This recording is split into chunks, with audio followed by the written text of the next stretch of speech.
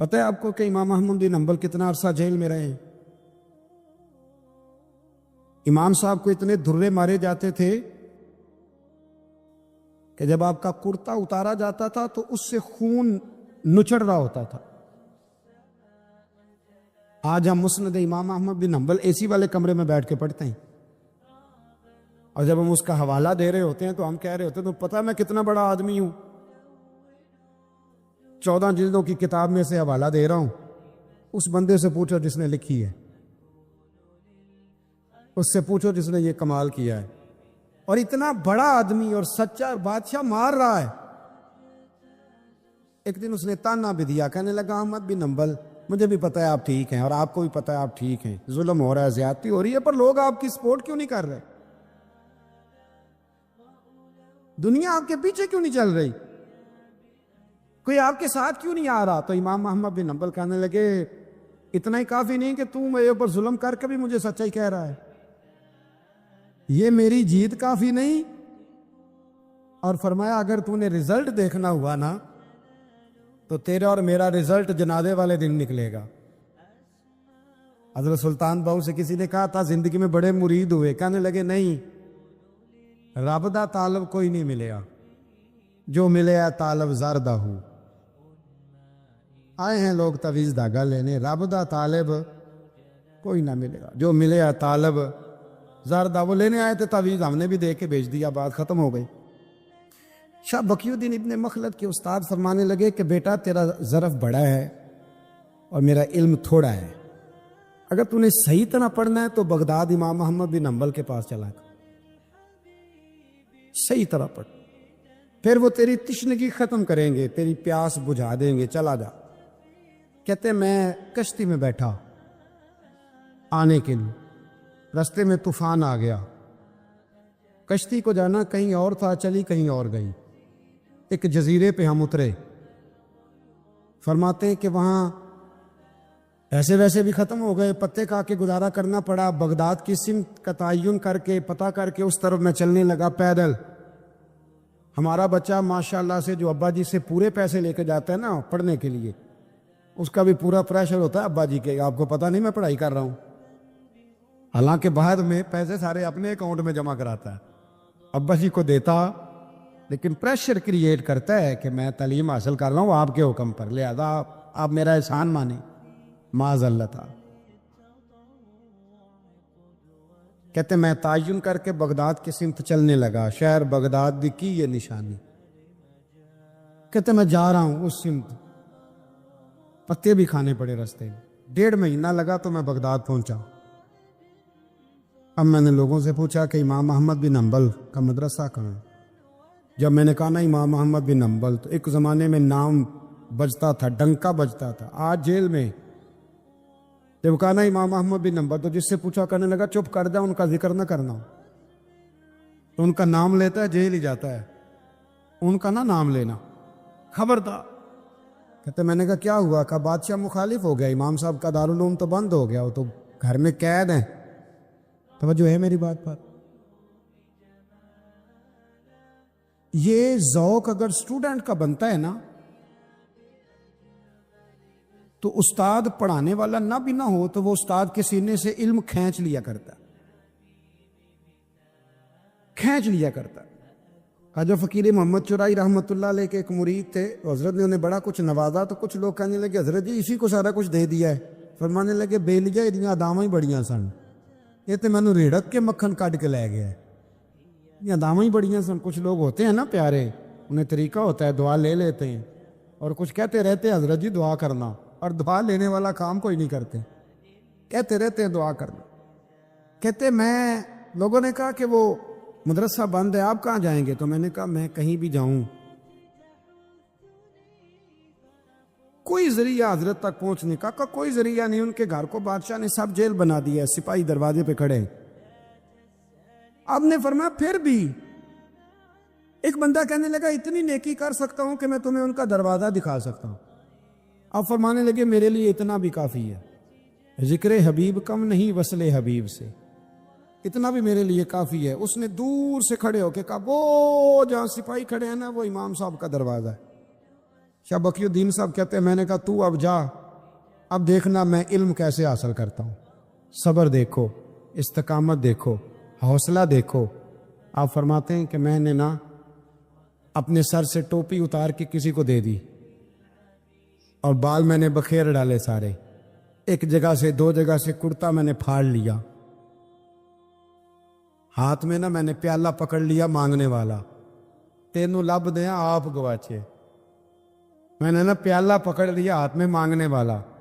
اور جس گلی میں امام صاحب کا گھر تھا نا، پہلے کونے پہ صدا لگائی 1 دینار کا سوال ہے، کہتے 1 دینار ملا، پھر دوسرے دروازے پہ آیا، 1 دینار ملا، پھر تیسرے دروازے پہ آیا، مجنو بن کے وچ بازاراں کدی ککھاں وانگ رلائے تے کدی کہایا کنبا سارا، سر نیزے اتے چڑھائے، سجنا یار مناؤن دی خاطر اساں کی پیس بٹائے۔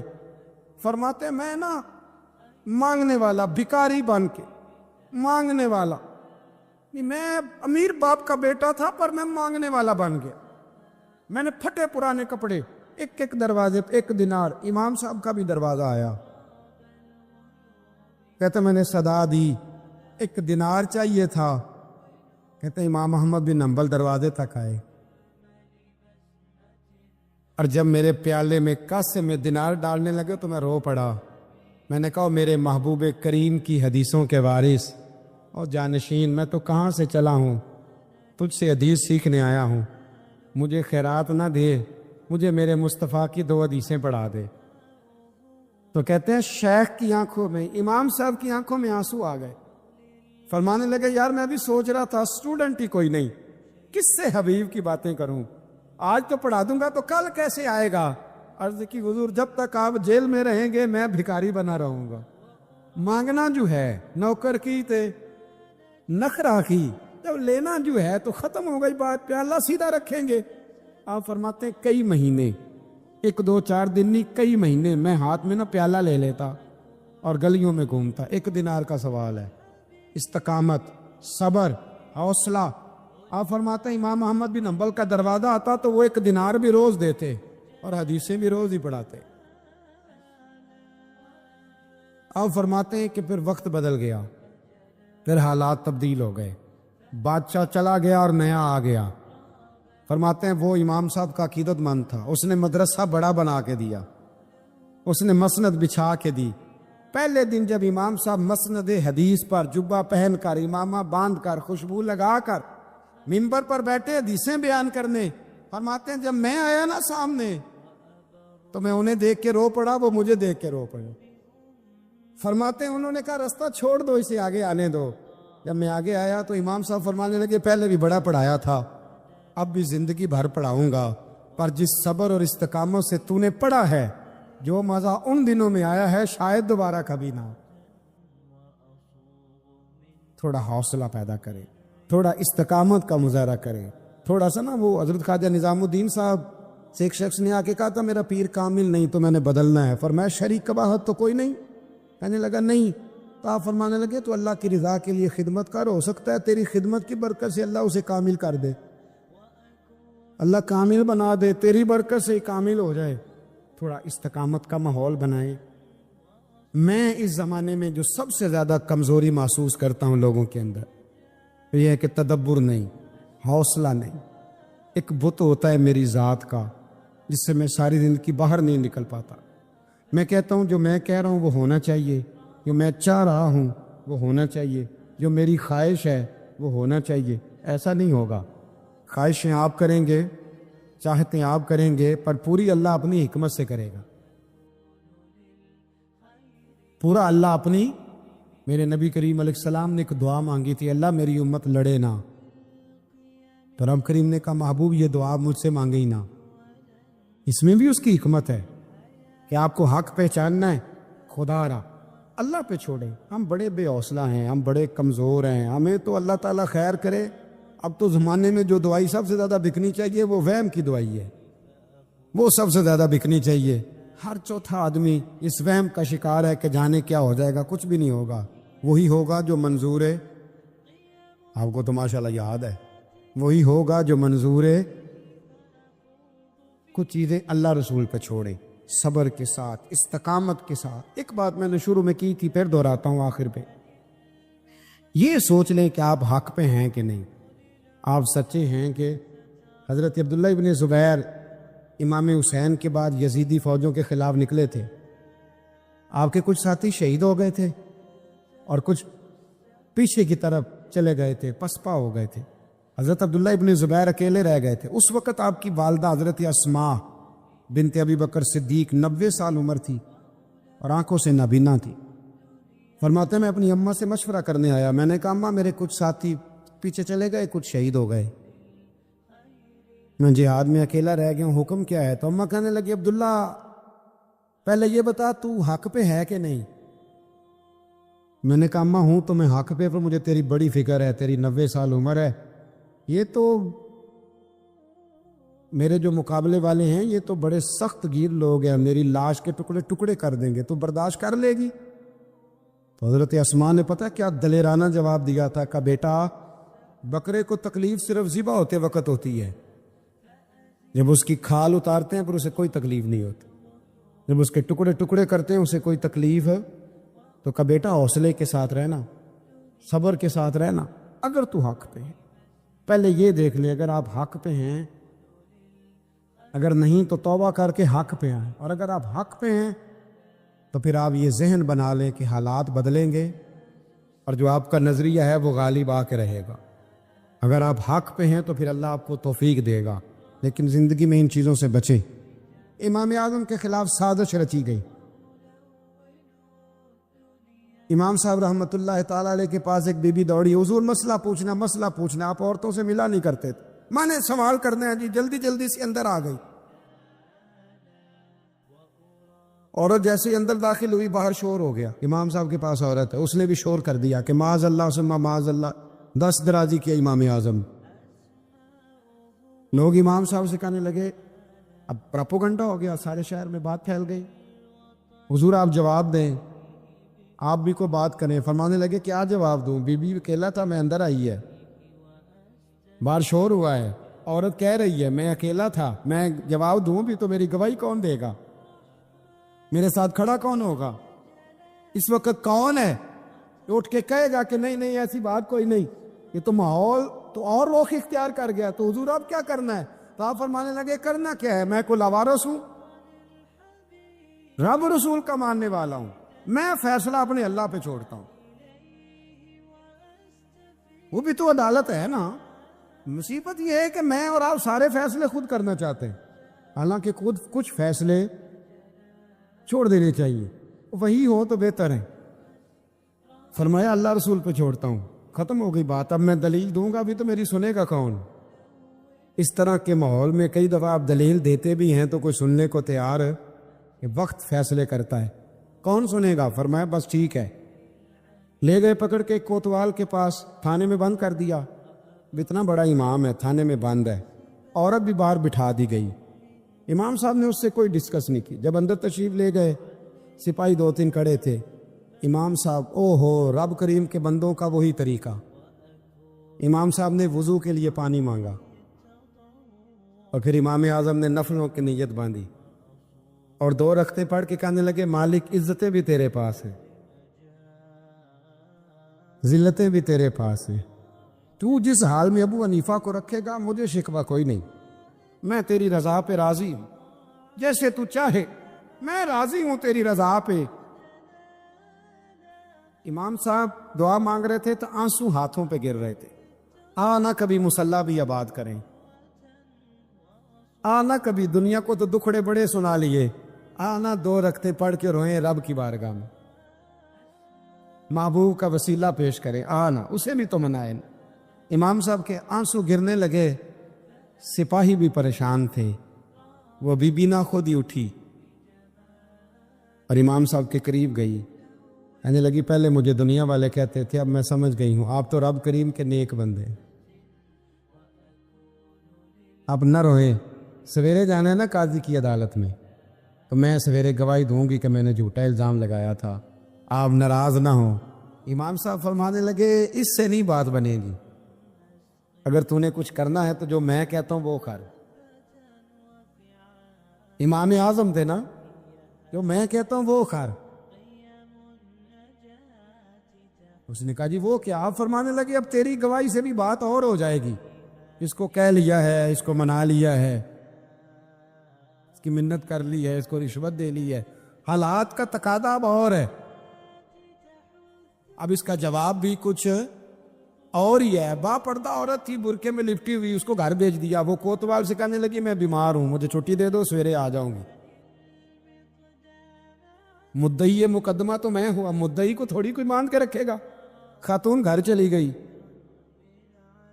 صبح قاضی کی عدالت میں مقدمہ لگا، امام صاحب رحمت اللہ علیہ کٹہرے میں کھڑے ہیں۔ یار بڑا مشکل ہوتا ہے معزز آدمی کا کٹہرے میں کھڑا ہونا، لیکن مخلوق تو فنکار ہے اس درجہ کے پل بھر میں یہ سنگے در کعبہ سے بھی اسنام تراشے، تم کون ہو کیا چیز ہے داغے کبابی، لوگوں نے تو مریم پہ بھی الزام تراشے۔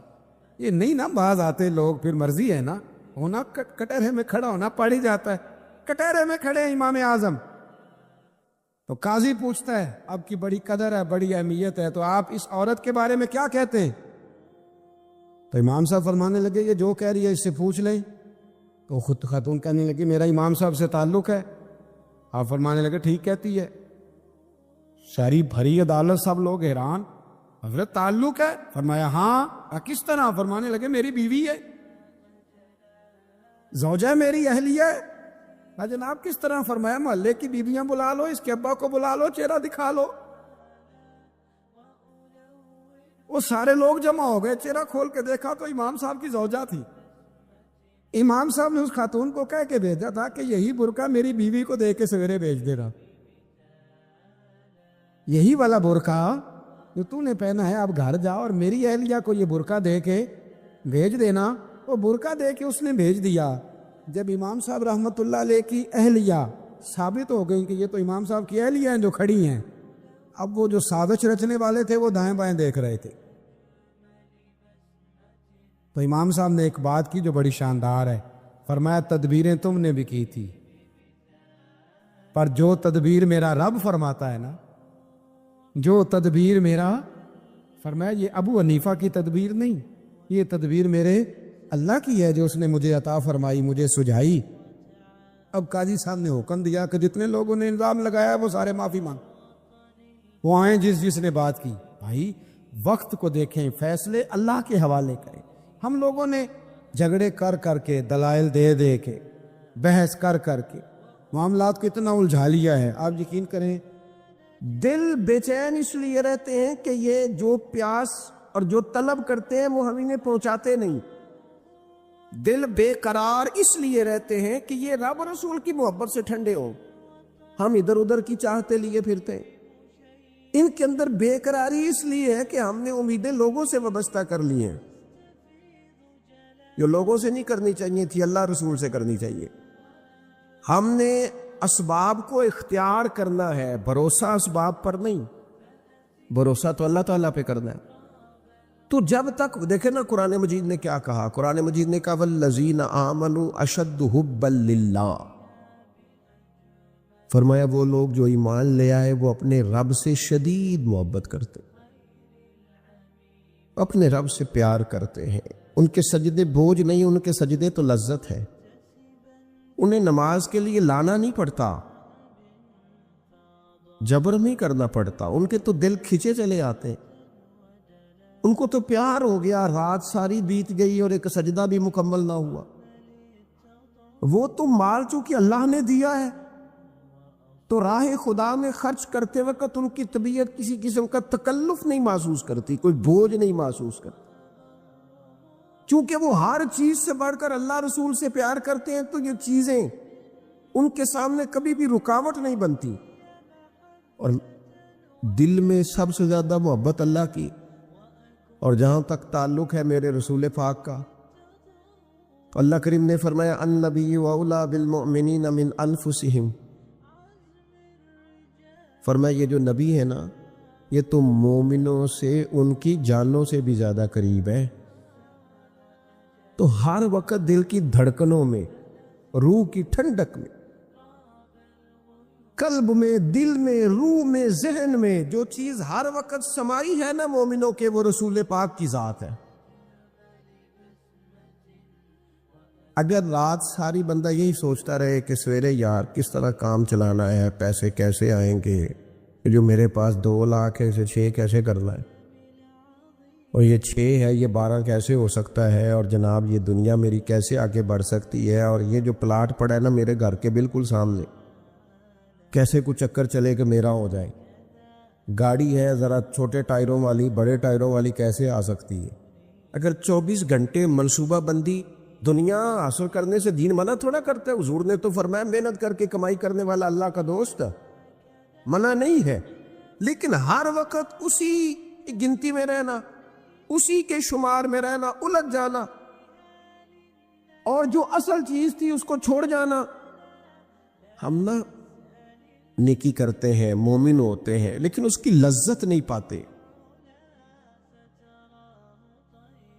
یعنی اگر نماز پڑھ کے بھی بندہ قرار نہ حاصل کرے، اگر وہ خیرات کر کے بھی اس کی ٹھنڈک نہ محسوس کرے، مسجد آ کے محفل کرا کے محفل میں بیٹھ کے پھر بھی اس سے کوئی روحانیت نہ پا سکے، اس نے 20 علماء سنے، اس نے درجنوں خطباء سنے، اس نے ساری زندگی گزار دی، لیکن اس کے دل کی کیفیت ہی نہ بدلی، وہ لذت خاص ہی اسے نصیب نہ ہو، تو پھر اسے سوچنا چاہیے نا کہ دل میں نا اللہ تعالیٰ نے نا ہر چیز 2 بنائی ہے، ہونٹ 2، آنکھیں 2، کان 2، ہاتھ 2، پیر، دل اللہ نے ایک ہی بنایا۔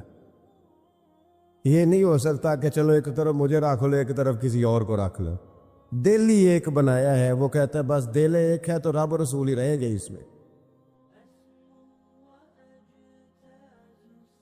میں ادھر ادھر کی چاہتے نہ لے آنا، جب تک دل کے اندر پوری طور پر اللہ رسول کی، بخاری مسلم میں حدیث ہے، نبی پاک علیہ الصلوۃ والسلام نے فرمایا اگر تم چاہتے ہو نا تمہیں ایمان کی لذت نصیب ہو، آپ زیادہ غور کریں میری بات پر، ایک ہے کھانا، ایک ہے مزیدار کھانا، ایک ہے مومن ہونا اور ایک ہے مومن ہونے کا مزہ آنا، لذت نصیب ہونا کہ میں صاحب ایمان ہوں۔ فرمایا اگر تم چاہتے ہو کہ تمہیں ایمان کی لذت نصیب ہو، یہ حدیث آپ نے بھولنی نہیں، بخاری مسلم میں، اگر چاہتے ہو کہ ایمان کی لذت نصیب ہو تو 3 کام کرو۔ یا رسول اللہ صلی اللہ تعالی علیہ وسلم کون کون سے؟ حضور فرمانے لگے پہلا کام یہ کرو کہ ہر چیز سے بڑھ کر اللہ رسول سے محبت کرو۔ لیکن یہ میرا نعرہ نہیں لگانا، یہ غور کرنا ہے، پیسوں پر اچھی طرح غور کر کے سوچ لینا ہے کہ پیسے زیادہ پیارے ہیں کہ اللہ رسول، یہ غور کر لینا۔ یہ جو جھوٹی ہے نا کہ بت بنائے ہوئے نا، میری عزت، میری برادری، میری افسری، میرا قبیلہ، میری کرسی، یہ غور کر لینا ہے کہ کرسیاں زیادہ پیاری ہیں، اقتدار زیادہ پیارا ہے کہ اللہ رسول۔ ایک طرف رسول اللہ کی شریعت اور ایک طرف تیری برادری کے رسم و رواج، لیکن شادی والے دن رسم و رواج جیت گئے، کدھر گئی تیری محبت رسول؟ وہ صرف محفل والے دن تھی، ربیع الاول شریف میں تھی۔ ہم تو دیندار سمجھتے ہی اس کو ہیں جس کے گھر میں شادی ہو تو پتہ چلتا ہے کتنا دیندار ہے، محفل میں تو سارے دیندار ہوتے ہیں، یہ تو پتہ ہی تب چلتا ہے جب کسی کا انتقال ہو جائے یا گھر میں کوئی خوشی آئے کہ اب یہ کتنا دیندار ہے، اب پتہ چلے گا، مسجد میں تو سارے دیندار ہیں۔ فرمایا اگر چاہتے ہو کہ لذت ایمان نصیب ہو تو ہر چیز سے بڑھ کر اللہ رسول سے پیار کرو، اور دوسرا فرمایا جس سے بھی پیار کرو نا اللہ رسول کی رضا کے لیے کرو، شکریہ کا تکلف بھی چھوڑ دو، وہ میرا احسان مانے گا یہ بھی چھوڑ دو، میری تعریف کرے گا یہ بھی چھوڑ دو، فقط اللہ رسول کی رضا کے لیے رشتے بنانے شروع کرو، مومن ہونے کا مزہ آئے گا۔ جتنے ہم شکوے کرتے ہیں نا رشتہ داروں کے، بھائیوں کے، قبیلوں کے، برادریوں کے، یہ سارے ختم ہو جائیں اگر ہم محبت اللہ رسول کی وجہ سے کرنی شروع کر دیں۔ اگر بنیاد اللہ رسول کی رضا ہو تو ہماری طبیعتوں میں کسی کے لیے نفرت پیدا نہ ہو، بے ادبی پیدا نہ ہو، کوئی ایسا ماحول نہ ہے۔ کیوں کہ ہم ڈائریکٹ پیار ہی نہیں کرتے، ہم جس سے بھی پیار کرتے ہیں درمیان میں رب رسول کو رکھ کے کرتے ہیں۔ اور حضور فرماتے ہیں قیامت کے دن رب اعلان کرے گا، اللہ فرمائے گا وہ کہاں ہیں جو دنیا میں میری رضا کے لیے آپس میں پیار کرتے تھے؟ یا اللہ کیا ملنے والا ہے؟ اللہ فرمائے گا آج میرے عرش کے سائے کے علاوہ سایہ کوئی نہیں۔ جو دنیا میں میری رضا کے لیے آپس میں پیار کرتے تھے انہیں آج میں اپنے عرش کا سایہ عطا کروں گا۔ تو اگر ایمان کی لذت چاہتے ہو، ایک تو ہر چیز سے بڑھ کے اللہ رسول سے پیار کریں، ایک جس سے بھی پیار کریں اللہ رسول کے لیے کریں، اور دوسرا فرمایا مومن ہونے کے بعد، کلمہ نصیب ہونے کے بعد، ایماندار ہونے کے بعد کفر کی طرف جانا اتنا ناپسند کرے، اتنا ناپسند کرے جتنا کوئی آگ میں جانا ناپسند کرتا ہے، اتنا ناپسند۔ اگر یہ ذہن بن گیا پھر لذت نصیب۔ میں آپ سے عرض کروں میرے عزیزو، ہم نا تھکی تھکی سی زندگی گزارتے ہیں، بور سا وقت گزارتے ہیں، الجھے ذہن رہتے ہیں، بکھری سوچیں رہتی ہیں، ٹوٹے خیالات، پختگی نہیں باتوں میں، مضبوط نہیں افکار۔ کسی نے مشورہ دیا تو 10 منٹ کچھ اور سوچ لیا، اگلے سے بات کی تو پھر پچھلے کی بات ختم ہو گئی، اپنی زندگی میں مضبوطی نہیں۔ او خدا کے بندو، ہمیں تو ایک سادہ سا اسلوب دے دیا گیا ہے کہ تم ہر چیز سے بڑھ کے رسول پاک سے محبت کرو۔ تو جب پوری طرح وہ محبت نصیب ہو جائے گی، جب پوری طرح وہ چاہت مل جائے گی، جب پوری طرح وہ خلوص نصیب ہو گیا، للہیت مل گئی، اللہ رسول کی بارگاہ نصیب ہو گئی، آپ یقین کریں حضور کی محبت بندے کو پکا کر دیتی ہے، اس کی سوچوں کو مضبوط کر دیتی ہے، اس کے اندر استقامت لاتی ہے رسول اللہ کی محبت، انسان طاقتور ہو جاتا ہے۔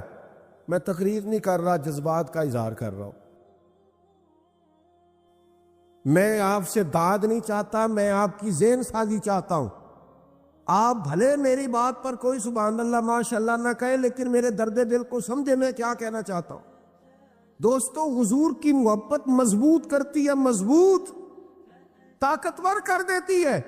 نہ سمجھ آئے تو سیدنا بلال سے پوچھ کے دیکھو، مار پڑتی جاتی ہے، محبت طاقتور ہوتی جاتی ہے، تانے ملتے جاتے ہیں، محبت مضبوط ہوتی جاتی ہے۔ نہ سمجھ آئے تو سیدنا سلمان فارسی سے پوچھو، سالوں بیت گئے، ڈھونڈتے، تلاش کرتے، آتے حضور کی بارگاہ میں حاضری دیتے، غلامی کرتے، کہاں سے چلے کہاں پہنچے۔ اگر نہ سمجھ آئے تو حضرت خبیب سے پوچھو، نہ سمجھ آئے تو بدر میں جا کے شہید ہونے والوں سے پوچھو یہ محبت کتنا طاقتور کرتی ہے۔ حضرت انس بن نضر سے پوچھو میدان احد میں کہ یہ محبت افکار کو زندہ کرتی ہے، روح کو تازہ کرتی ہے۔ بندہ نہ زیادہ باتوں سے ویسے ہی بچ جاتا ہے، ایک شے صرف یاد کرنی پڑتی ہے، ایک شے، علم و بس کریو یار، اے ہوئی حرف تینوں درکار۔ اعلیٰ حضرت فرماتے ہیں اے عشق تیرے صدقے ہم جلنے سے چھٹے سستے، جو آگ بجھا دے گی اب وہ آگ لگائی ہے، جو آگ بجھا دے گی اب وہ۔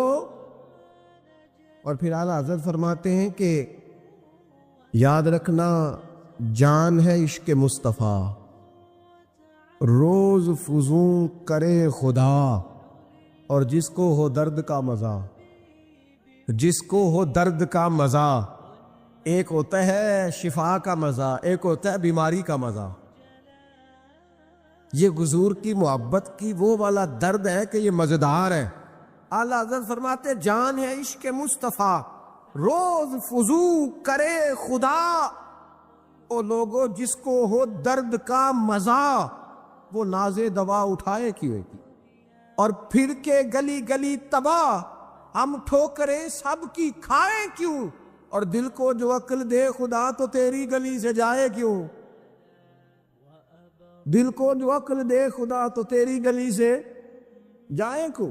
صحابی بیٹھے ہیں نا نبی پاک کی بارگاہ میں، اور دیر سے بیٹھے اور جم کے بیٹھے، بٹھا کے اپنے محبوب کو اپنے پہلو میں، جو لوگ کچھ نہیں کرتے وہ بھی کمال ہی کرتے، دیر سے بیٹھے اور بیٹھے تو نبی کریم نے فرمایا جاؤ کوئی کام بھی کرو.